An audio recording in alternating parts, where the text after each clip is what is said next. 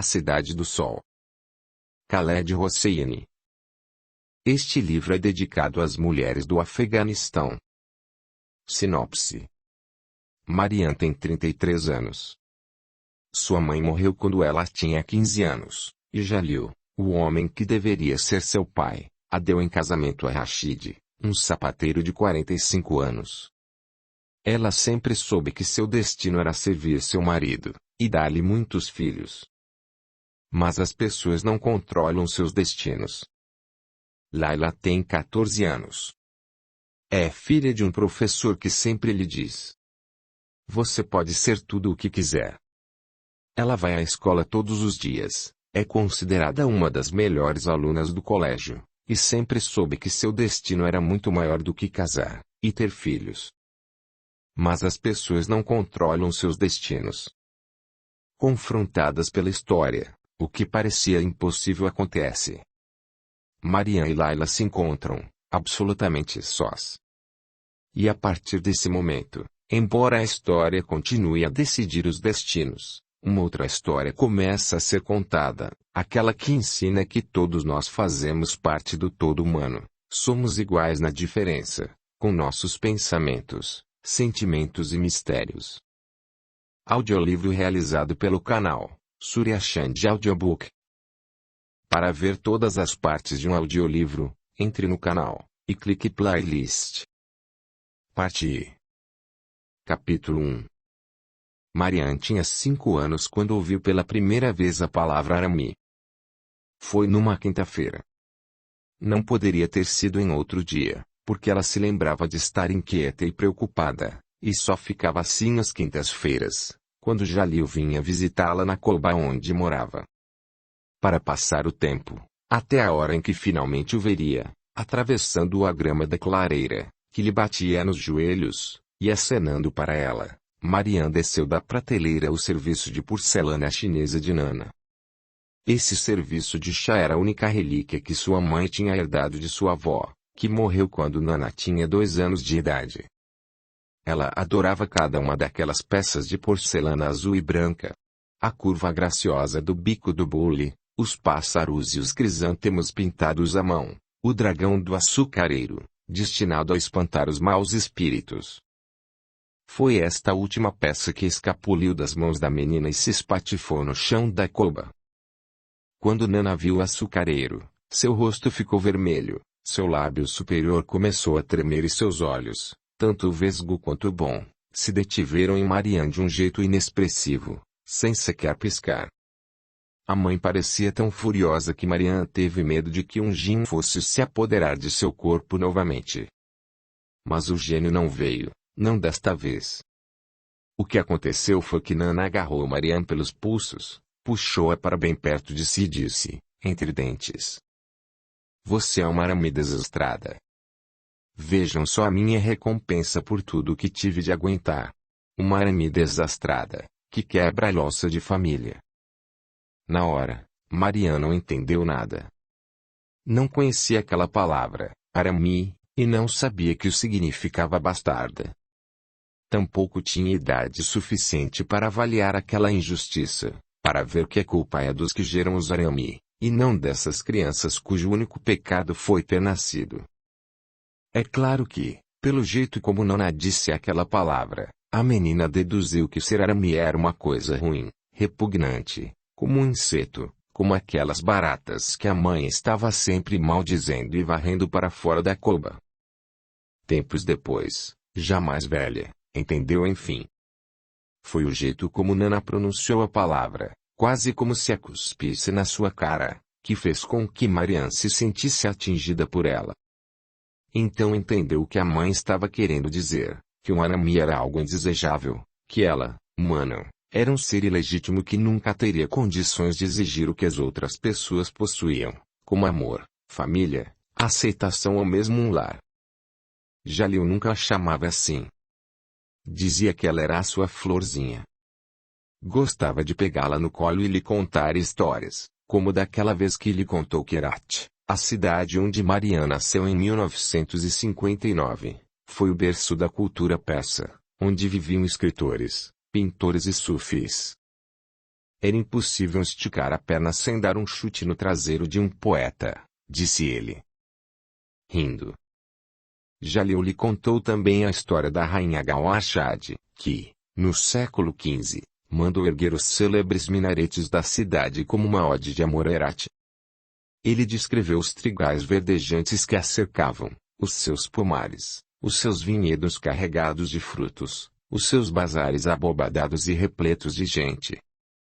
Há um pé de pistache, Marianjo, disse-lhe um dia Jalil, debaixo do qual está enterrado ninguém menos que o grande poeta Jami. Inclinou-se para a frente e sussurrou. Jami viveu há cerca de 500 anos. E verdade. Levei você até lá uma vez, para ver a árvore. Você era bem pequena. Não deve se lembrar. Ele tinha razão. Manon não se lembrava disso. E, embora tenha passado os primeiros 15 anos de sua vida nos arredores de Herat, nunca viu essa célebre árvore. Nunca viu os famosos minaretes de perto, nunca colheu frutos dos pomares da cidade ou passeou pelos seus campos de trigo. Mas sempre que Jalil contava aquelas histórias, Marian ouvia, encantada. Admirava Jalil pelo tanto que conhecia do mundo. Estremecia de orgulho por ter um pai que sabia tantas coisas. Quantas mentiras, exclamou Nana depois que Jalil tinha ido embora. Um ricaço mentiroso, é isso que ele é. Nunca levou você para ver árvore nenhuma. E não se deixe seduzir. O seu adorado paizinho nos traiu. Ele nos expulsou, nos botou para fora da sua bela casa como se não valêssemos nada. E fez isso feliz e contente. Marian só ficava ouvindo, sem nenhuma convicção. Nunca teve coragem de dizer a Nana que não gostava nada de vê-la falar assim de Jalil. Na verdade, perto dele, não se sentia uma arami.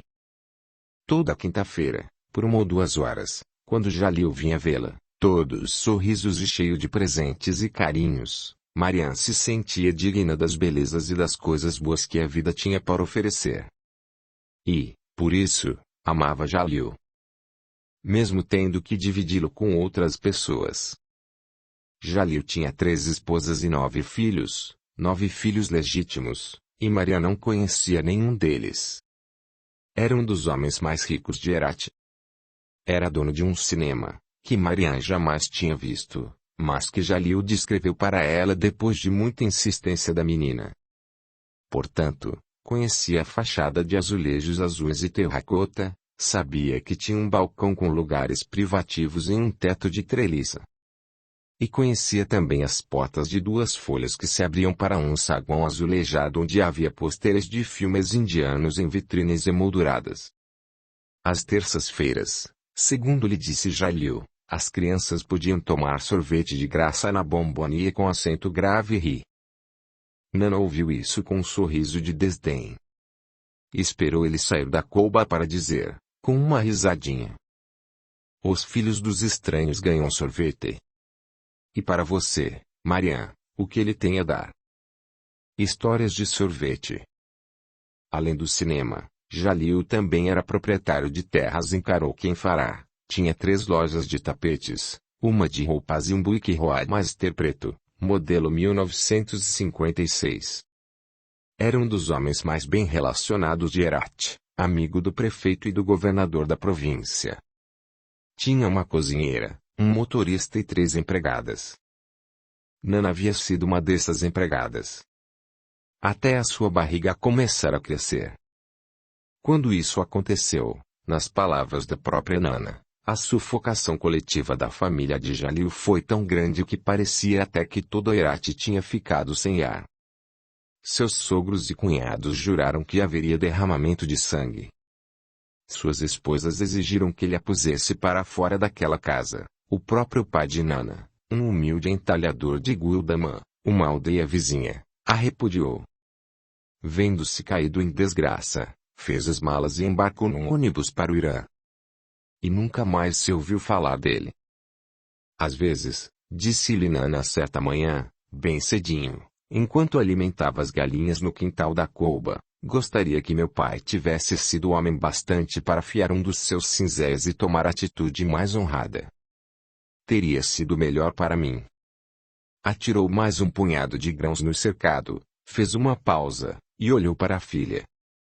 E acho que não só para mim. Você teria sido poupada da dor de saber que é o que é. Mas meu pai era um covarde. Não tinha coragem para tanto.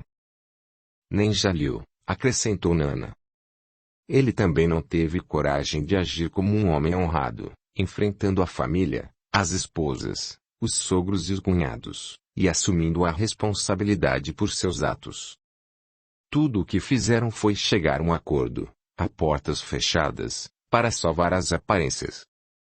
Logo no dia seguinte, Jalil mandou que ela juntasse os seus poucos pertences lá no quarto das empregadas e fosse embora. Sabe o que ele disse às suas esposas para se defender?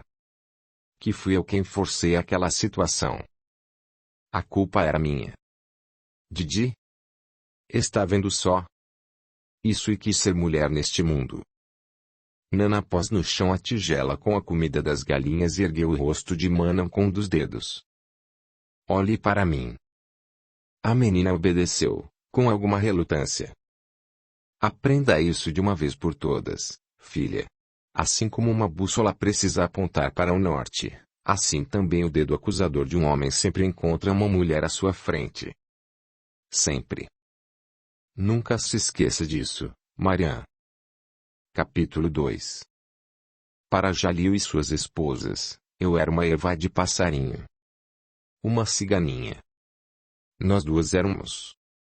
E olhe que você ainda nem tinha nascido. O que é uma ciganinha? Indagou Marian. E uma planta, disse Nana. Daquelas que a gente arranca e joga fora. Marian fez cara feia por dentro. Jalil não a tratava como uma planta assim. Nunca. Mas a menina achou que era melhor ficar calada. Só que, a diferença dessas ervas daninhas, eu tinha de ser replantada, entende, e tinha que receber água e comida. Por sua causa. Foi isso que ele combinou com a família, disse Nana, acrescentando que tinha se recusado a ficar morando em Herat.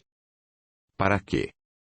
Para vê-lo passar de carro pela cidade, com suas esposas Kinshini. Disse ainda que tampouco quis morar na casa de seu pai, na aldeia de Guildamã, que ficava no alto de uma colina, a 2 quilômetros ao norte de Herat. Preferiu ir viver num lugar afastado, distante, onde os vizinhos não ficariam olhando para sua barriga, apontando para ela na rua, rindo, ou, o que seria ainda pior, cercando-a de uma gentileza que não era sincera. E acredite, acrescentou Nana, o seu pai ficou muito aliviado por me ter bem longe. Foi a decisão perfeita para ele. Foi Musim, o filho mais velho de Jalil com sua primeira esposa, Khadija, quem sugeriu aquela clareira que ficava nos arredores de Guildamã. Para se chegar até lá, era preciso pegar uma estradinha de terra que subia morro acima saindo da estrada que ligava Herat ao vilarejo. A tal estradinha era bordejada de um capim alto, pontilhado de flores brancas e amarelas. Ia serpenteando pela encosta da colina até desembocar num terreno plano recoberto de choupos, faias e tufos e arbustos silvestres. Lá de cima, avistavam-se as pás enferrujadas do moinho de vento de Guildamã, à esquerda, e, à direita, estendia-se a cidade de Herat. O caminho ia dar pertinho de um riacho bem largo e repleto de trutas que descia das montanhas Safidiko ao redor de Guildamã. Cerca de 200 metros acima, havia um pequeno bosque de salgueiros chorões e, bem no meio, à sombra das árvores, ficava a clareira. Jalil foi até lá para ver o local. Quando voltou, disse Nana, parecia um carcereiro se vangloriando das paredes impecáveis e do piso reluzente da sua cadeia. E foi assim que o seu pai construiu essa toca de ratos para nós. Quando tinha 15 anos, Nana quase se casou. O pretendente era um rapaz de Xindande. Um jovem vendedor de periquitos. Foi ela própria quem contou essa história a Marian e, Embora a mãe parecesse menosprezar o episódio, a menina bem sabia, pelo brilho melancólico que via em seus olhos, que ela tinha sido feliz. Pela única vez na vida, talvez, nos dias que antecederam esse tal casamento, Nana tinha sido genuinamente feliz. Quando a mãe lhe contou essa história, Marianne se sentou no seu colo e ficou imaginando Nana sendo preparada para se vestir de noiva. Pode vê-la a cavalo, sorrindo timidamente sob o véu de seu traje verde, as palmas das mãos pintadas com henna vermelha, o repartido do cabelo enfeitado com purpurina prateada, as tranças impregnadas de seiva de árvore. Viu também músicos tocando a flauta Xaná e os tambores Dol, as crianças gritando e acompanhando o cortejo pelas ruas. Só que, uma semana antes da data marcada, um djinn penetrou no corpo de Nana. Ninguém precisava descrever para Marianne essa parte da história, pois a menina já havia testemunhado a cena com os próprios olhos, inúmeras vezes. Nana caindo no chão de repente, com o corpo todo se enrijecendo, os olhos se revirando, os braços e as pernas tremendo, como se algo a estivesse sufocando por dentro, e, nos cantos da boca, aquela espuma branca, por vezes rosada de sangue. Depois, vinha aquele torpor, aquele desnorteamento assustador, aqueles murmúrios incoerentes. Quando a notícia chegou a Xindande, a família do vendedor de periquitos cancelou o casamento. Eles ficaram apavorados, como disse a própria Nana. O vestido de noiva foi enfurnado em algum lugar. E, desde então, não apareceu mais nenhum pretendente. Na clareira, Jalil e 2 de seus filhos, Farhad e Muhsin, construíram a pequena coba onde Marianne viveria os primeiros 15 anos de sua vida. O casebre era feito de tijolos rústicos e recoberto de barro com punhados de palha. Lá dentro, havia 2 catres, uma mesa de madeira, 2 cadeiras de encosto reto, uma janela e algumas prateleiras pregadas na parede, onde Nana guardava os potes de argila e o seu tão amado jogo de porcelana chinesa. Jalil instalou ali um fogareiro de ferro para o inverno e fez uma cerca de toras de madeira nos fundos da cabana. Pôs ainda um tandoor no quintal, para elas assarem o pão, e fez um galinheiro com uma cerca. Comprou uns poucos carneiros e construiu um coxo para os animais. Mandou Farhad e Muhsin cavarem um buraco bem fundo a uns 200 metros do círculo de salgueiros, e construiu uma latrina no local. Jalil podia ter contratado operários para a construção da coba, observou Nana, mas não contratou. Para ele, aquilo era uma espécie de penitência, disse ela. Pelo que Nana dizia, no dia em que Marianne nasceu não apareceu ninguém para ajudar. Foi num daqueles dias úmidos e nublados da primavera de 1959, no 26º dos 40 anos, em sua maioria tranquilos, do reinado de Zahir Shah. Jalil não se deu o trabalho de chamar um médico, ou sequer uma parteira, acrescentou ela, embora soubesse que o djinn poderia penetrar no seu corpo e provocar uma daquelas convulsões no momento do parto. Nana ficou ali sozinha, deitada no chão da coba, com uma faca ao seu lado e o corpo banhado em suor. Quando a dor piorava, eu mordia um travesseiro e gritava até ficar rouca. Mesmo assim, não aparecia ninguém para enxugar o meu rosto ou me dar um gole de água. E você, Marianne, parecia não ter pressa alguma. Por quase 2 dias, você me fez ficar ali deitada, naquele chão frio e duro. Não comi nem bebi nada. Só fazia força e rezava para você sair. Sinto muito, Nana. Cortei o cordão que nos ligava. Foi para isso que peguei a faca. Sinto muito, Nana. Nesse momento, Nana sempre esboçava um sorriso sofrido, e Maria não sabia ao certo se aquilo significava uma recriminação persistente ou um perdão relutante. Não passava pela cabeça da menina como era injusto pedir desculpas pela maneira como nasceu. Quando isso finalmente aconteceu, lá por volta dos seus 10 anos, Marianne deixou de acreditar naquela história do seu nascimento. Acreditava sim na versão de Jalil que lhe disse que, mesmo estando longe, tinha conseguido mandar Nana para um hospital em Herat, onde ela seria atendida por médicos e teria uma cama limpa e decente num quarto bem iluminado. Jalil abanou a cabeça tristemente quando a garota mencionou o detalhe da faca. Mariam passou também a duvidar de que tivesse feito a mãe sofrer por 2 dias seguidos. Pelo que me contaram, o parto durou, ao todo, menos de 1 hora, disse Jalil. Você sempre foi uma boa filha, Marianjo. Mesmo na hora de nascer foi uma boa filha. Ele nem estava aqui, esbravejou Nana. Estava em Takht Safar, andando a cavalo com seus amiguinhos queridos. Quando lhe disseram que era uma menina, acrescentou Nana, Jalil deu de ombros, continuou a escovar a crina do cavalo e ficou mais 2 semanas em Takht Safar. Na verdade, ele sequer a pegou no colo até que você tivesse completado 1 mês. E, mesmo assim, apenas a olhou, comentou que você tinha um rosto comprido e a devolveu para mim. Mariam acabou desacreditando também dessa parte da história. Jalil admitia que estava cavalgando em Takht Safar, mas, quando chegou a notícia, não se limitou a dar de ombros. Pulou no cavalo e voltou para Herat.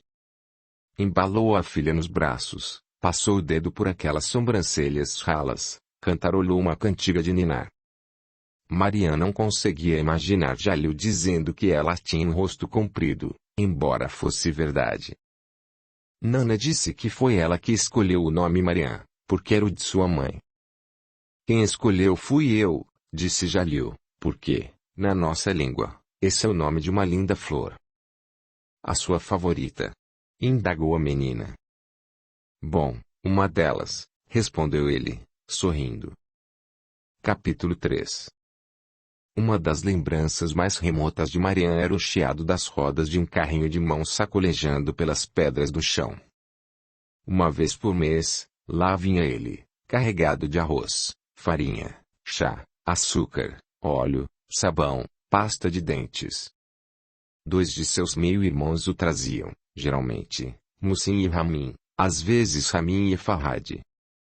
Na estradinha de terra, passando por pedras e seixos, contornando buracos e arbustos, os meninos se revezavam empurrando o carrinho até chegarem ao riacho. Ali, paravam e tinham que atravessar, levando os pacotes nos braços. Depois, era a vez do carrinho que, ao chegar do outro lado, voltava a ser carregado. Tinham, então, mais uns 200 metros pela frente, desta feita empurrando o veículo em meio a mato alto, denso, e por entre as moitas que cerradas. Sapos pulavam à sua frente. Os 2 irmãos tinham que se abanar com as mãos, para afastar os mosquitos do rosto suado. Ele tem empregados, observou Mariam. Podia mandar um deles. Para ele, isso é uma espécie de penitência, retrucou Nana. O barulho do carrinho levava mãe e filha lá para fora. Mariam nunca se esqueceria do jeito que Nana ficava no dia em que os mantimentos chegavam. Aquela mulher alta e magra, descalça, apoiada no umbral da porta, com aquele olho meio fechado, parecendo apenas uma fenda, e os braços cruzados, numa pose desafiadora e debochada. Já que ficava com a cabeça descoberta, o sol batia em seu cabelo crespo, cortado curtinho e despenteado. Usava uma bata cinza mal ajambrada e abotoada até o pescoço. E tinha os bolsos cheios de pedras grandes como nozes. Os rapazes ficavam sentados no chão, junto do riacho, esperando que mãe e filha levassem os mantimentos para dentro da cuba. Sabiam que era mais prudente manter uma distância de uns 30 metros, embora a pontaria de Nana fosse bem ruim, e a maioria das pedras caísse longe do alvo visado. Enquanto ia levando as coisas para casa, a mulher ficava gritando, chamando os meninos de uns nomes que Mariam não conhecia. Amaldiçoava suas mães, fazia caretas terríveis para os 2. Nenhum deles jamais revidou aqueles insultos. Mariam tinha pena dos garotos. Deviam ficar com as pernas e os braços tão cansados empurrando aquela carga pesada, pensava ela. Adoraria poder lhes oferecer um copo de água. mas não dizia nada, e, se os dois acenavam na hora de ir embora, nem respondia. Uma vez, para agradar Nana, chegou até a gritar com Musim, dizendo que sua boca parecia o traseiro de um lagarto. Depois, ficou com vergonha, culpadíssima, e teve medo que ele contasse tudo para Jalil. Já Nana riu tanto, mostrando todos aqueles dentes da frente estragados, que Mariam achou que ela poderia ter um dos seus ataques. Depois que parou de rir, olhou para a menina e disse: "Você é uma boa filha."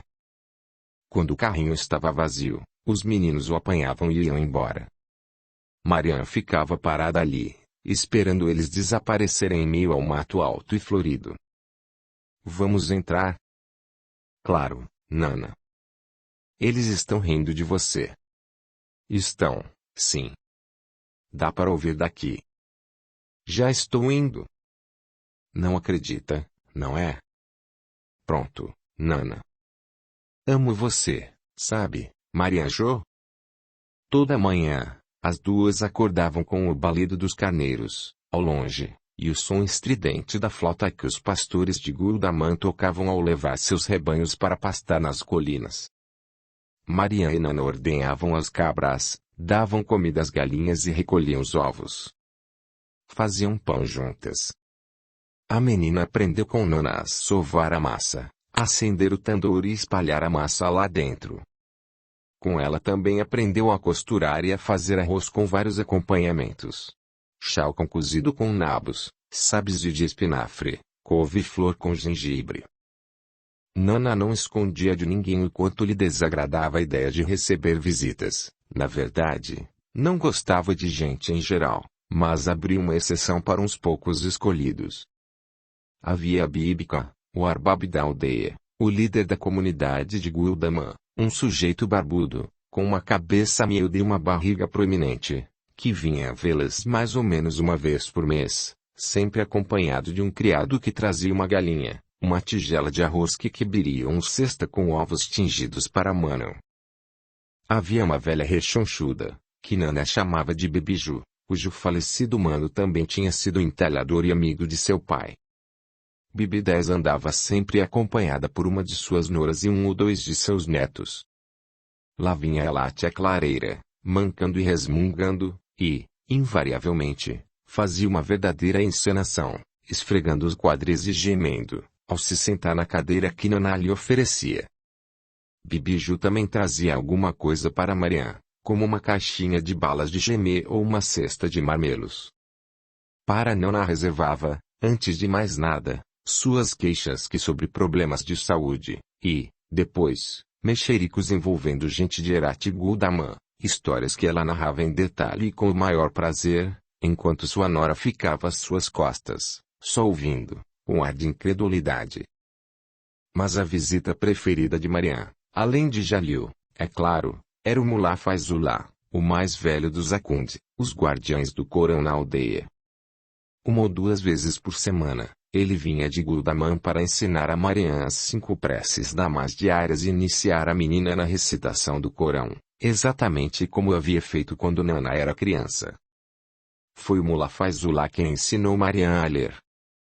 Ficava parado ali, atrás dela, olhando com toda a paciência por cima de seus ombros enquanto os lábios da menina iam articulando as palavras, sem emitir som algum, fazendo tanta força com o dedo que a unha chegava a ficar esbranquiçada, como se fosse possível espremer assim o sentido de cada um daqueles símbolos.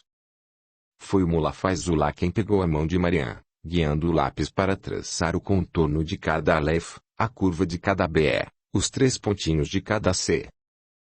Era um homem magro e encurvado, com um sorriso desdentado e uma barba branca que lhe batia no umbigo. Em geral, vinha sozinho até a coupa, às vezes, porém, trazia consigo o filho Hansa, um menino de cabelo avermelhado, pouco mais velho que Mariam.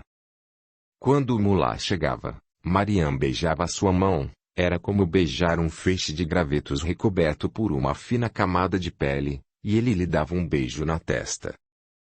Só então entravam, para começar a lição do dia. Mais tarde, sentavam-se ambos do lado de fora da couba, comendo pinhões, tomando chá verde e observando os pássaros bulbuls que voavam apressados de uma árvore a outra. De vez em quando, iam passear em direção às montanhas, margeando o riacho, andando por entre os tufos de amieiro e pisando nas folhas de bronze caídas pelo chão. O Mullah Faizullah ia desfiando as contas do Rosário Tasbih e, com aquela voz trêmula, contava à menina histórias de coisas que tinha visto na juventude, como a cobra de 2 cabeças que encontrou no Irã, na ponte dos 33 arcos, em Isfahan, ou a melancia que cortou diante da Mesquita Azul, em Mazar, e cujas sementes escreviam as palavras Alak, de um lado, e Akbar, do outro, formando a expressão Allahu Akbar, Deus é grande. O mulá admitiu para Mariam que, por vezes, não compreendia o sentido das palavras do Corão, mas gostava dos sons encantatórios das palavras árabes que pareciam rolar em sua língua. Disse ainda que elas lhe traziam conforto, apaziguavam seu coração. Elas vão fazer isso por você também, Marianjo, observou ele. Sempre pode evocá-las em caso de necessidade, e elas não vão lhe faltar. As palavras de Deus nunca vão traí-la, minha menina. Além de contar histórias, o mulá também sabia ouvi-las. Quando Mariam falava, sua atenção nunca se desviava. Ele ficava sentindo ligeiramente com a cabeça, e sorria com um ar de gratidão, como se estivesse sendo digno de um privilégio dos mais cobiçados. Era fácil lhe contar coisas que nunca teria coragem de dizer a Nana. Um dia, quando passeavam, Mariam lhe disse que adoraria poder ir para um colégio. Um colégio de verdade, a Kund Saib, daqueles que têm salas de aula. Como fazem os outros filhos de meu pai. O mulá parou. Uma semana antes, Bibiju tinha contado que Said e Naid, filhas de Jalil, iam para a escola Meri, um colégio para meninas em Herat. Desde então, começaram a passar pela cabeça de Mariam imagens de salas de aula e professores, cadernos com páginas pautadas, colunas de números e canetas que traçavam linhas fortes e escuras. Podia ver a si mesma numa dessas salas, junto com outras garotas da sua idade. Morria de vontade de pôr uma régua numa página em branco e traçar, ali, aquelas linhas que pareciam tão importantes. É isso que você quer? Indagou o mulá Faizullah, fitando-a com aqueles seus olhos brandos e úmidos, as mãos cruzadas nas costas encurvadas e a sombra do turbante se projetando sobre um canteiro cheio de botões de ouro. É. E quer que eu peça permissão para sua mãe? Mariam sorriu. Além de Jalil, achava que não havia ninguém no mundo capaz de entendê-la tão bem quanto seu velho professor. Então, o que posso fazer? Deus, em sua sabedoria, deu a cada um de nós algumas fraquezas, e, entre as tantas que possuo, está a incapacidade de recusar algo a você, Marianjo, disse ele, dando-lhe umas palmadinhas no rosto com os dedos deformados pela artrite. Mais tarde, porém, quando o mulá tocou no assunto com Nana, a mulher largou a faca que estava usando para cortar cebolas e perguntou: Para quê? Se a menina quer aprender, minha cara, deixe que faça isso. Deixe que ela tenha instrução. Aprender? Aprender o quê, mulá Said? Indagou Nana rispidamente. O que há para ser aprendido? E voltou os olhos para a filha. Mariam ficou fitando as próprias mãos. Que sentido faz dar instrução a uma garota como você? Prosseguiu a mulher. E como lustrar uma escarradeira? E, nessas escolas, você não vai aprender nada que preste. Só há uma coisa na vida que mulheres como você e eu precisamos aprender, e ninguém ensina isso nas escolas. Olhe para mim. Você não devia falar assim com ela, minha filha, observou mulá Faizullah. Olhe para mim, insistiu Nana. Mariam obedeceu. Só uma coisa. Tamu. A capacidade de suportar. Suportar o quê, Nana? Indagou a menina. Não se aflija com isso, retrucou Nana. Não vão faltar exemplos. E prosseguiu contando que as esposas de Jalil diziam que ela era feia, uma mísera filha de entalhador. Mandavam que ficasse lavando roupa do lado de fora, no frio, até o seu rosto ficar entorpecido e os seus dedos, queimados. E isso que a vida reserva para nós, Marian, acrescentou. Para as mulheres como nós. E suportamos. Temos de suportar. Está me entendendo? Além do mais, vão rir de você na escola. Vão, sim. Vão chamá-la de Arami. Vão dizer coisas horríveis a seu respeito. Não vou permitir isso. Marian fez que sim com a cabeça. E não se fala mais nessa história de escola. Você é tudo o que tenho. Não quero perdê-la para essa gente. Olhe para mim. Não se fala mais nisso. Ora, vamos, seja sensata, principiou Mulá. Se a menina quer. E o senhor, Akhund Saib, com o devido respeito, não tem nada que ficar incentivando essas ideias bobas. Se quer realmente o bem de Marian, deve lhe fazer ver que o lugar dela é aqui, nesta casa, com sua mãe. Não há nada que possa lhe interessar lá fora. Nada além de rejeição e sofrimento. Sei muito bem disso, Akhund Saib. E como? Capítulo 4. Marian adorava quando tinha visita na Colba. O arbab do vilarejo com seus presentes, Bibiju com seus quadris doloridos e seus intermináveis mexericos, e, é claro, o mulá Faizullah. No entanto, não havia ninguém, mas ninguém mesmo, que ela gostasse mais de ver do que Jalil. A ansiedade começava nas noites de terça-feira. Marian dormia mal, com medo de que algum problema nos negócios pudesse impedir Jalil de aparecer na quinta, pois, se isso acontecesse, ela ficaria mais uma semana inteira sem vê-lo. Na quarta-feira, a menina ficava andando de um lado para outro no quintal, atirando a comida das galinhas para dentro do cercado sem prestar a mínima atenção ao que fazia. Saía para passeios sem rumo, e ia apanhando pétalas de flores e espantando os mosquitos que pousavam em seus braços. Finalmente, na quinta-feira, tudo o que conseguia fazer era ficar sentada, recostada na parede, com os olhos pregados no riacho, esperando. Se Jalil se atrasava um pouco, um medo terrível ia se apossando dela aos pouquinhos, até que sentia as pernas bambas e tinha de ir se deitar em algum lugar. Finalmente, Nana gritava. Pronto, seu pai chegou. Em toda a sua glória. Marian se levantava de um salto assim que o avistava pulando sobre as pedras do riacho, todos sorrisos e acenos carinhosos. A menina sabia que Nana ficava de olho, espreitando cada reação sua, e ter de ficar parada ali, na porta, esperando, vendo-se aproximar lentamente e não sair correndo ao seu encontro era algo que exigia um esforço considerável. Conseguia porém se conter e, com toda a paciência, ficava observando Jalil atravessar o mato alto, com o paletó do terno pendurado no ombro e a brisa balançando a gravata vermelha. Quando ele penetrava na clareira, atirava o paletó em cima do tandoor e abria os braços. Só então a menina se mexia, correndo enfim para ele pegar por baixo dos braços e jogá-la para o alto. E Marian gritava. Lá de cima, vi o rosto de Jalil ao contrário, o seu sorriso largo e meio retorcido, o seu bico de viúva, o furinho no queixo, perfeito para ela pôr a ponta do mindinho ali dentro, e aqueles dentes tão brancos se destacando num mundo de molares cariados.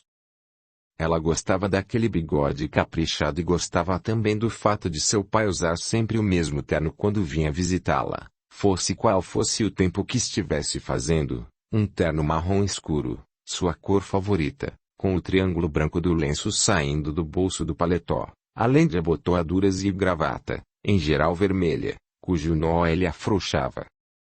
Marian também podia ver a si própria, refletida nos olhos castanhos de Jalil. O cabelo ondulado, o rosto radiante de empolgação e o céu às suas costas.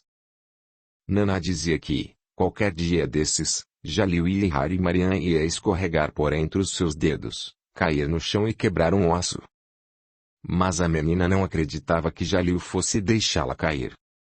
Tinha certeza de que sempre voltaria ao chão, com toda a segurança, pelas mãos limpas e bem tratadas de seu pai. Sentavam-se no quintal da Couba, à sombra, e Nana lhes servia chá. Os dois se cumprimentavam com um sorriso constrangido e um aceno de cabeça. Jalil nunca mencionou as pedras que Nana atirava, nem seus xingamentos. Embora resmungasse muito quando Jalil não estava por perto, Nana se mostrava contida e delicada quando ele vinha visitar a filha. Estava sempre de cabelo lavado, escovava os dentes e usava seu melhor hijab. Sentava-se numa cadeira defronte dele, calada, com as mãos cruzadas no colo. Não olhava diretamente e nunca usava expressões grosseiras quando ele estava por perto. Se ria, tapava a boca com a mão para esconder os dentes estragados. Perguntava como iam os negócios. Perguntava também por suas esposas. Quando ela lhe disse que tinha ficado sabendo, por Bibis 70, que Nargis, a esposa mais jovem, estava esperando o terceiro filho, Jalil sorriu polidamente e assentiu com um gesto. Bom, você deve estar feliz, observou Nana. Quantos são ao todo? 10, não é? Mashallah. São 10. Jalil confirmou. 11, contando com Mariam, é claro, acrescentou Nana. Mais tarde, depois que ele já tinha ido embora, mãe e filha tiveram uma discussão por causa desse episódio. Mariam disse que ela tinha agido de má fé. Quando acabavam de tomar chá com Nana, Mariam e Jalil iam pescar no riacho. Ele lhe ensinou como lançar o anzol, como enrolar a linha para fisgar a truta. Ensinou-lhe ainda o jeito certo de abrir uma truta para limpá-la e separar a carne da espinha de uma só vez. Desenhava para a filha enquanto esperavam que algum peixe mordesse a isca, e lhe mostrou como fazer um elefante com um único traço, sem sequer tirar a caneta do papel. Também lhe ensinava cantigas. Juntos cantavam. Bem no meio do caminho, tinha um tanque de passarinho. Com muita sede. Dona Carpa foi-se chegando, mas escorregou na borda do tanque. E acabou afundando. Audiolivro realizado pelo canal Surya Chand Audiobook. Jalil trazia recortes do Ittifaq Islam, o jornal de Herat, e lia as notícias para a filha. Ele era sua ligação com o mundo lá fora, a prova de que havia muito mais coisas além da Couba, além de Guldaman e até de Herat. Havia um mundo com presidentes de nomes impronunciáveis, com trens, museus, futebol e foguetes que giravam pela órbita da Terra e aterrissavam na Lua. Toda quinta-feira Jalil trazia consigo um pedacinho desse mundo para Couba. Foi ele quem lhe contou, no verão de 1973, quando Mariam estava com 14 anos, que o rei Zahir Shah, que havia governado o país por 40 anos, tinha sido deposto por um golpe sem derramamento de sangue. O primo do rei, Daoud Khan, articulou o golpe enquanto Zahir Shah estava na Itália, para tratamento de saúde. Você se lembra de Daoud Khan, não é? Já lhe falei a seu respeito. Era o primeiro-ministro quando você nasceu. Bom, seja como for, o Afeganistão deixou de ser uma monarquia, Mariam. Agora, é uma república, e Daoud Khan é o presidente. Dizem que os socialistas de Cabul ajudaram a tomar o poder. Não que ele próprio seja socialista, veja bem, mas eles o ajudaram. Pelo menos, é o que andam dizendo por aí. Mariam lhe perguntou o que era um socialista, e Jalil começou a lhe explicar, mas a menina mal prestou atenção ao que ele dizia. Está me ouvindo? Estou. Jalil percebeu que ela tinha os olhos pregados no volume do bolso de seu paletó. Ah, é claro, exclamou ele. Bom, aqui está. Não vamos discutir por isso. Pegou uma caixinha e entregou à filha. De vez em quando, trazia um presentinho para ela. Certa feita, foi uma pulseira de cornalinas, Outra, um colar com contas de lápis-lazuli. Nesse dia, ao abrir a caixa, Marian viu um cordão com um pingente em forma de folha do qual pendia moedinhas minúsculas com luas e estrelas gravadas. Vamos lá, experimente, Marianjo. A menina obedeceu. O que acha? Indagou ela. Você está parecendo uma rainha, respondeu Jalil, todo sorridente. Depois que ele já tinha ido embora, Nana notou o pingente no pescoço da filha. Isso é coisa dos nômades, exclamou. Já os vi fazendo isso. Eles recolhem as moedas que as pessoas jogam fora e fazem bijuterias com elas. Quero só ver se o seu querido paizinho vai lhe trazer alguma coisa de ouro da próxima vez. Quero só ver. Quando chegava a hora de Jalil ir embora, Marian ficava parada na porta e o via se afastar pela clareira, infeliz com a ideia daquela semana inteira que, como algo imenso e irremediável, a separava da próxima visita de seu pai. Invariavelmente, prendia a respiração enquanto via indo embora. Prendia a respiração e, mentalmente, contava os segundos, fazia de conta que, para cada segundo que conseguisse ficar sem respirar, Deus lhe daria mais um dia com Jalil. À noite, deitada na cama, ficava tentando imaginar como seria a casa dele em Herat. Tentava imaginar como seria morar ali, estar com ele diariamente. Podia até se ver estendendo-lhe a toalha quando ele acabasse de fazer a barba, avisando-o se por acaso se cortasse. Faria chá para ele. Pregaria os botões das suas roupas. Juntos, passeariam por Herat, passando pelas arcadas daquele bazar onde Jalil dizia que era possível encontrar qualquer coisa que se desejasse. Andariam de carro e, ao vê-los passar, as pessoas diriam: lá vai Jalil, com a filha. Ele lhe mostraria a célebre árvore debaixo da qual o poeta está enterrado. Logo, decidiu Marian, contaria tudo isso a Jalil. E, quando ele a ouvisse, quando compreendesse como ela sentia a sua falta, com certeza a levaria consigo. Ia levá-la para Herat, para morar em sua casa, exatamente como os seus outros filhos. Capítulo 5. Já sei o que vou querer, disse Marian. Era a primavera de 1974, e Marian ia fazer 15 anos.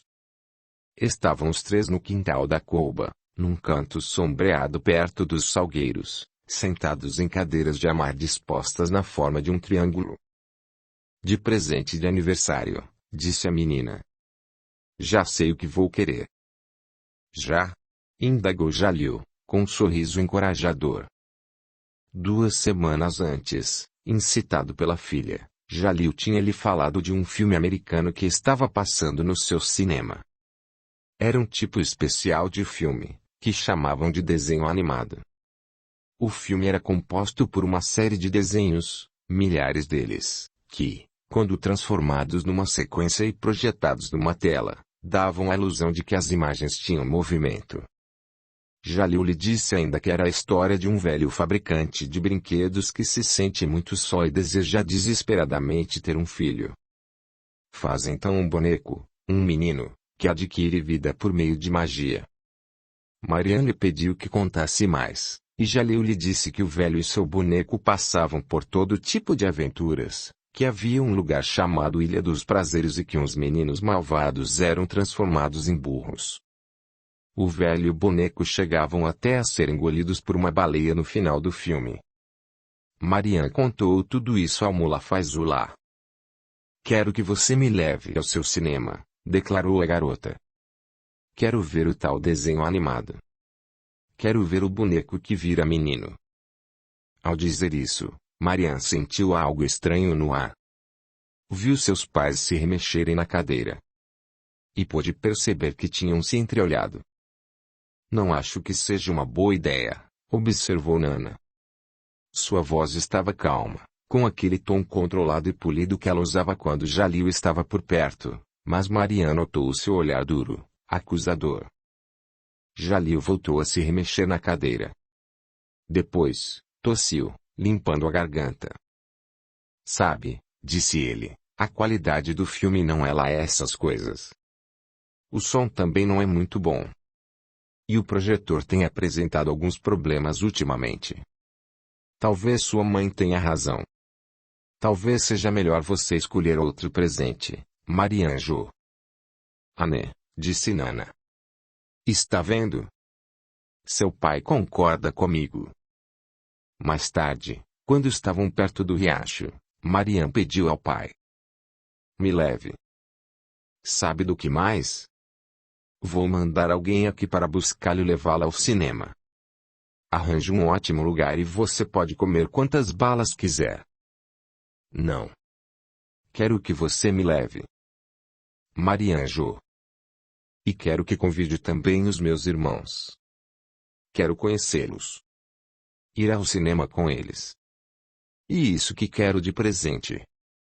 Jalil suspirou. Tinha os olhos distantes, fitando as montanhas. Marian se lembrou de seu pai ter lhe contado que, na tela, o rosto de uma pessoa parece do tamanho de uma casa, que, quando havia um acidente de carro, dava quase para sentir na pele os destroços de metal. Imaginava-se sentada nos camarotes privativos, tomando sorvete, junto com os irmãos e com Jalil. É isso que eu quero de presente, repetiu. Jalil a fitou, com um ar desamparado. Amanhã. Ao meio-dia. A gente se encontra aqui mesmo. Está bem? Amanhã? Perguntou a menina. Venha cá, disse ele. Jalil se agachou, puxou a filha para si e ficou ali, abraçado com ela, por um bom tempo. De início, Nana ficou andando para um lado e para o outro, em torno da colba, abrindo e fechando os punhos sem parar. De todas as filhas que eu podia ter tido, porque Deus foi me dar logo uma ingrata como você. E pensar em tudo o que tive de aguentar por sua causa. Como ousa fazer isso? Como ousa me abandonar desse jeito, sua arame traidora? Depois, assumiu um tom de deboche. Sua burra. Acha que ele liga para você, que vai querê-la em sua casa? Acha que ele a considera sua filha? Que vai levar você até lá? Ouça bem o que vou lhe dizer. O coração de um homem é uma coisa muito, muito perversa, Marian. Não é como o útero de uma mãe. Ele não sangra, não se estica todo para recebê-la. Sou a única pessoa que a ama. Sou tudo o que você tem no mundo, Marian, e, quando eu tiver ido embora, não terá mais nada. Nada, entendeu? Porque você não é nada. Em seguida, apelou para a culpa. Vou morrer se você for embora. O Jin vai se apoderar de mim e vou ter uma daquelas crises. Você vai ver só, vou engolir a língua e morrer. Não me deixe, Marianjo. Por favor, fique comigo. Vou morrer se você for embora. Marian continuou calada. Você sabe que eu a amo, Marianjo. Marian disse que ia dar uma volta. Tinha medo de dizer coisas duras demais se ficasse por ali. De dizer que sabia que essa história de Gina era mentira, que Jalil tinha lhe explicado que aquilo era uma doença que tinha nome e que existiam remédios que podiam fazê-la melhorar. Podia perguntar à mãe por que ela sempre recusou ir aos médicos de Jalil, embora ele insistisse muito nisso, e por que nunca tomou os remédios que ele comprou para ela. Se conseguisse articular os pensamentos, diria Nana que estava cansada de ser um instrumento, de ouvir mentiras, de aguentar tantas reclamações, de ser usada. Diria que não suportava mais ver Nana distorcer a realidade de suas vidas e fazer dela, Marian, mais uma de suas queixas com relação ao mundo. Você está com medo, Nana, era o que diria. Medo de que eu possa encontrar a felicidade que nunca teve. E não quer que eu seja feliz. Não quer uma vida boa para mim. O seu coração é que é perverso. Na borda da clareira, havia um mirante onde Marian gostava de ficar. Nesse momento, estava sentada ali, na grama quente e seca. Podia-se ver Herat, espalhada lá embaixo como um daqueles jogos de tabuleiro. O Jardim das Mulheres, ao norte da cidade, o Charsuk Bazar e as ruínas da antiga cidadela de Alexandre Magno, ao sul.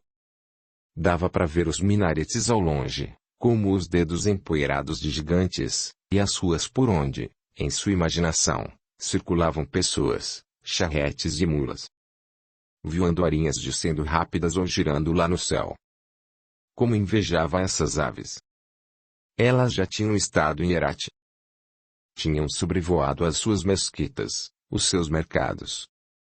Talvez houvessem pousado nas paredes da casa de Jalil, nos degraus da entrada de seu cinema. Pegou 10 pedrinhas e arrumou todas elas na vertical, formando 3 colunas. Era uma brincadeira que fazia de vez em quando, se Nana não estivesse por perto. Pôs 4 pedras na primeira coluna, representando os filhos de Khadija, 3 para os de Afissuon e 3, na terceira coluna, para os filhos de Nargis.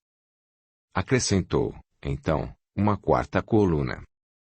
Uma 11ª pedrinha, solitária. Na manhã seguinte, Mariam pôs um vestido creme que lhe batia nos joelhos, calças de algodão e um hijab verde na cabeça. Ficou um pouco aflita com o hijab, porque, sendo verde, não combinava bem com o vestido, mas não havia outro jeito, pois o branco tinha sido roído pelas traças. Olhou as horas no seu velho relógio de corda, com algarismos pretos sobre um mostrador verde, que o Mullah Faizullah lhe dera de presente. Eram 9 horas. Onde estaria Nana? Pensou em ir lá fora procurar pela mãe, mas tinha medo de uma briga, de ter de encarar aqueles olhares de censura. Nana acusaria de traição. Debocharia de suas ambições equivocadas. Sentou-se, então. Tentando fazer o tempo passar, ficou desenhando elefantes, um atrás do outro, daquele jeito que Jalil havia lhe ensinado, com um único traço. Já estava até doída de tanto ficar sentada ali, mas não queria se deitar com medo de amassar o vestido. Quando afinal os ponteiros marcaram 11h30, Mariam pôs as 11 pedrinhas no bolso e saiu. No meio do caminho até o riacho, avistou Nana sentada numa cadeira, à sombra da copa abobadada de um salgueiro chorão. Não saberia dizer se a mãe a tinha visto ou não. Chegando ao riacho, ficou esperando no local combinado. No céu, umas poucas nuvens cinzentas que lembravam couves-flores iam passando. Jalil tinha lhe ensinado que as nuvens adquiriam aquela cor porque eram tão densas que a sua parte superior absorvia a luz do sol e projetava a própria sombra na parte de baixo. O que se vê, Marianjo, é isso, disse ele, a escuridão na barriga das nuvens. Algum tempo se passou. Mariam voltou para Koba. Dessa vez, deu a volta pelo lado oeste da clareira, evitando ter de passar por onde Nana estava. Olhou as horas. Era quase 1 da tarde. Ele é um homem de negócios, pensou. Deve ter acontecido alguma coisa. Voltou então para o riacho e esperou por mais algum tempo. Havia uns meuros voando em círculos lá no alto e mergulhando em algum lugar por ali. Ficou observando uma lagarta que ia se arrastando num espinheiro ainda jovem. Esperou até as suas pernas ficarem dormentes. Dessa vez, não voltou para Koba. Arregaçou as calças até a altura dos joelhos, atravessou o riacho e, pela primeira vez na vida, desceu a colina rumo a Herat. Nana também estava enganada a respeito de Herat. Ninguém ficava apontando para ela na rua. Ninguém ria. Mariam saiu andando pelas avenidas margeadas de ciprestes, barulhentas e apinhadas de gente, lá ia ela em meio a um fluxo denso de pedestres, ciclistas, charretes puxadas por mulas, e ninguém lhe atirou pedras. Ninguém a chamou de Arami. Aliás, mal a olhavam. De uma forma inesperada, e maravilhosa, ali ela era uma pessoa comum. Parou por um instante junto a um lago ovalado, no meio de um grande parque todo recortado por caminhos calçados de pedrinhas. Deslumbrada, Passou os dedos pelos belíssimos cavalos de mármore que ficavam na beira do lago fitando a água com olhos opacos. Depois, voltou sua atenção para um grupo de garotos brincando com barquinhos de papel. Havia flores toda parte, tulipas, lírios, petúnias, com as pétalas banhadas pelo sol. As pessoas andavam pelos caminhos, sentavam-se nos bancos e tomavam chá. Mariana mal podia acreditar que estava em Herat. Seu coração batia, entusiasmado.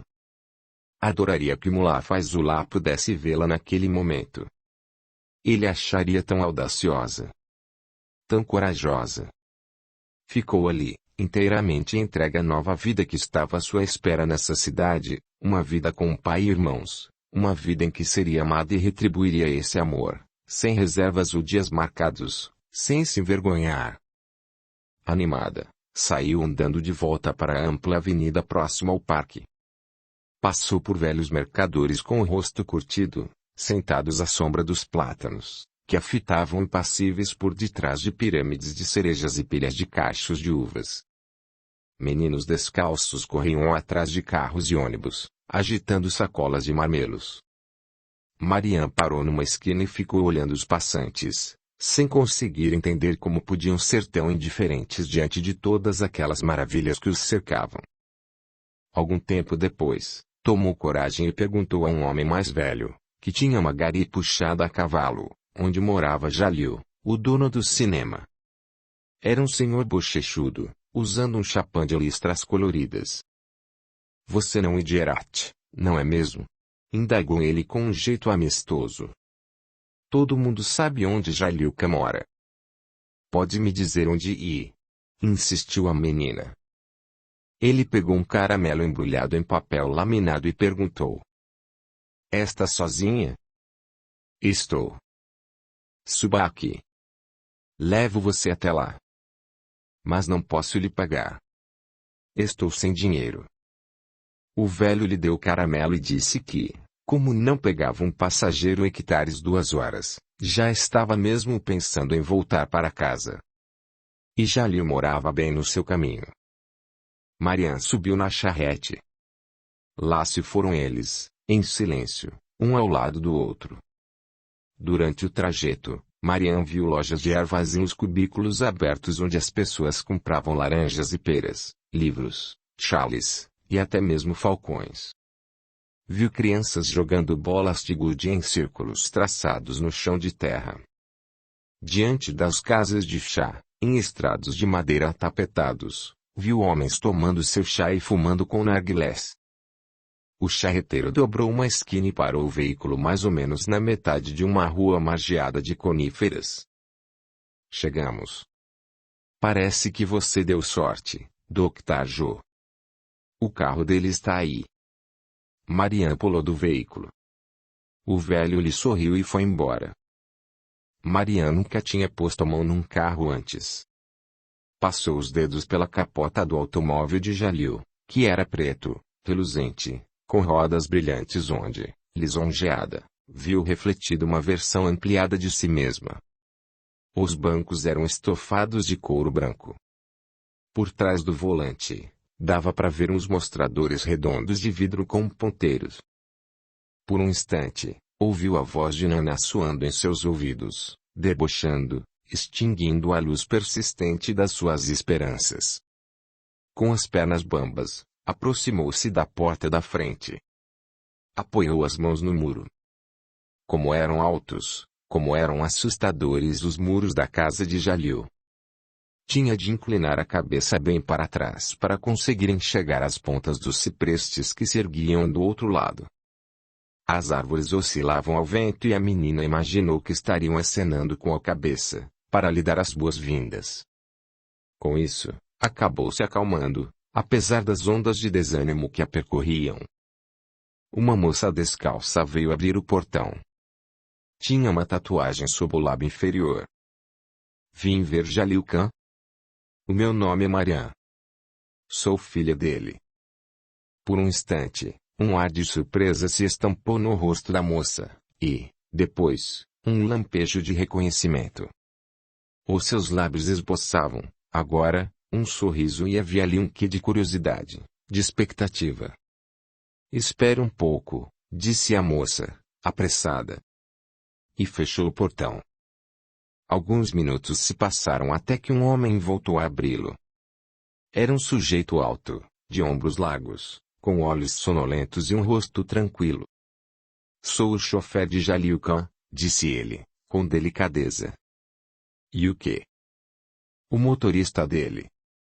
Jalil Khan não está em casa. Mas eu vi o carro, retrucou Marian.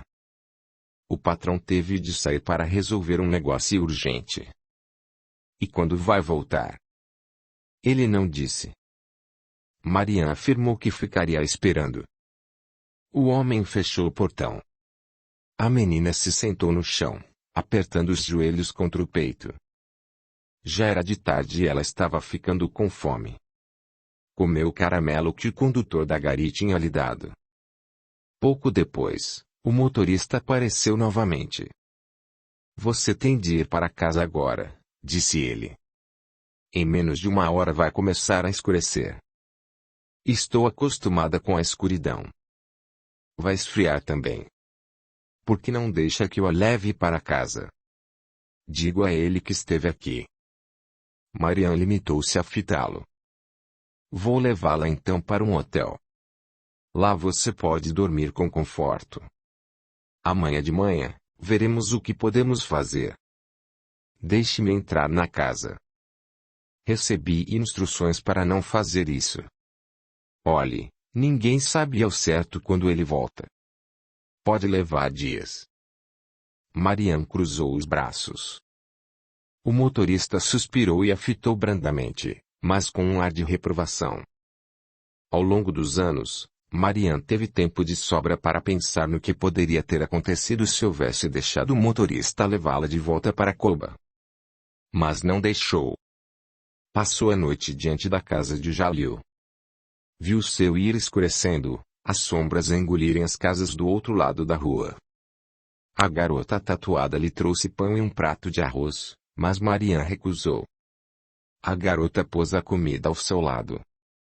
De quando em quando, Marian ouvia passos na rua, portas se abrindo, saudações abafadas. Acenderam-se luzes e janelas adquiriram um brilho esmaecido. Cães latiam. Quando não conseguiu mais resistir à fome, comeu o arroz todo e o pão também. Depois, ouviu os grilos nos jardins. Lá no alto, nuvens passavam diante de uma lua pálida. Pela manhã, alguém veio acordá-la. Marian percebeu que, durante a noite, tinham-lhe trazido um cobertor. Era o motorista que a sacudia pelo ombro. Agora chega. Você já fez a sua cena. Bas. É hora de ir embora. Marian se sentou esfregando os olhos. Tinha as costas e o pescoço doloridos. Vou esperar por ele, disse. Ouça bem, retrucou o homem. Jalil Khan mandou que eu a levasse de volta. Agora mesmo, entendeu? Foi Jalil Khan que mandou. Abriu a porta traseira do carro. Bia. Venha, disse em tom delicado. Quero vê-lo, exclamou Marian, com os olhos marejados de lágrimas. O motorista suspirou. Deixe que eu a leve para casa. Vamos, Dr. Joe. Marian se levantou e foi se dirigindo para o carro. De repente, no último momento, mudou de rumo e saiu correndo para a entrada do jardim. Sentiu a mão do homem tentando segurá-la pelo ombro. Conseguiu, porém, se desvencilhar e passou pelo portão aberto. Durante aquele punhado de segundos em que esteve no jardim de Jalil, Marian avistou uma estrutura de vidro reluzente, cheia de plantas, com trepadeiras subindo por treliças de madeira, um laguinho de peixes feito de lajotas de pedra cinzenta, árvores frutíferas e arbustos de flores coloridas por todo lado. O seu olhar passeou por tudo isso antes de vislumbrar um rosto, do outro lado do jardim, numa das janelas do andar de cima. Foi apenas um relance, pois o rosto ficou ali por um instante, mas foi o suficiente. O suficiente para ela ver os olhos arregalados, a boca aberta. Depois, aquela visão desapareceu. Alguém puxou um cordão às pressas. As cortinas se fecharam. Foi então que duas mãos a seguraram pelas axilas, erguendo-a do chão. Marianne esperneou. As pedrinhas caíram de seu bolso. Ela continuou esperneando e gritando enquanto era levada até o carro e depositada no couro frio do banco de trás. Durante todo o trajeto, o motorista foi conversando com ela, num tom que tentava ser reconfortante. Marianne, porém, não ouvia. Encolhida no banco de trás, só a fazia chorar. Eram lágrimas de tristeza, de raiva, de desilusão. Mas, principalmente, lágrimas da mais profunda vergonha por ter sido tão boba, por ter confiado em Jalil, por ter se preocupado tanto com a roupa que deveria usar, com o fato de seu hijab não estar combinando com o vestido, por ter ido até lá, por ter se recusado a voltar para casa e dormido na rua, como um cachorro sem dono. Tinha vergonha também porque desconsiderou o jeito aflito de sua mãe e os seus olhos inchados. Nana, que tentou avisá-la, que tinha razão desde o começo. Continuou pensando no rosto dele lá na janela do andar de cima. Ele a deixou dormir na rua. Na rua. Marianne chorava deitada no banco. Não quis se sentar para que ninguém a visse. Imaginava que, hoje de manhã, toda Herat já estaria sabendo a que ponto ela tinha se rebaixado. Adoraria que Mullah Faizullah estivesse ali, para poder deitar a cabeça no seu colo e deixar que ele a consolasse. Depois de algum tempo, o chão foi ficando mais irregular e o capô do carro, mais empinado. Tinham chegado à estradinha que subia de Herat a Tiguildamã. Marianne se perguntava o que diria a Nana. Como poderia lhe pedir desculpas? Como teria coragem de encará-la agora? O carro parou e o motorista veio ajudá-la a saltar. Vou com você, Atila, disse ele. A menina se deixou levar pela estrada e, depois, pela trilha. Havia madressilvas pelo caminho, e as clépias também. As abelhas zumbiam em meio às flores silvestres reluzentes. O motorista lhe deu a mão para ajudá-la a atravessar o riacho. Depois, a soltou novamente. Estava dizendo que os célebres ventos dos 120 dias logo estariam chegando, soprando desde o meio da manhã até o anoitecer, que os mosquitos iam entrar naquele seu frenesi alimentar, mas, de repente, parou diante dela, tentando tapar os seus olhos, empurrando-a para o lado de onde tinham vindo e exclamando: Volte. Não.